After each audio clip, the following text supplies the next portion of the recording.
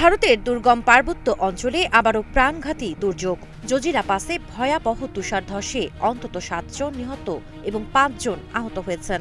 শুক্রবার শ্রীনগর লেহ হাইওয়ে এর লাদাখ অংশে এই দুর্ঘটনা ঘটে, যখন হঠাৎ নেমে আসা তুষারধসে কয়েকটি যাত্রীবাহী গাড়ি বরফের নিচে চাপা পড়ে যায়। ঘটনার পরপরই পুরো মহাসড়ক বন্ধ হয়ে যায়। প্রশাসন দ্রুত উদ্ধার অভিযান শুরু করে এবং বরফ সরিয়ে যান চলাচল স্বাভাবিক করার কাজ চলছে। লাদাখের প্রশাসন জানায়, দুর্ঘটনার খবর পাওয়ার সঙ্গে সঙ্গে কার্গিলের স্থানীয় প্রশাসন ও আইন শৃঙ্খলা বাহিনীকে ঘটনাস্থলে পাঠানো হয়েছে। পাশাপাশি দুর্যোগ মোকাবিলা বাহিনী ও বর্ডার রোডস অর্গানাইজেশনকে সর্বোচ্চ সতর্কতায় রাখা হয়েছে।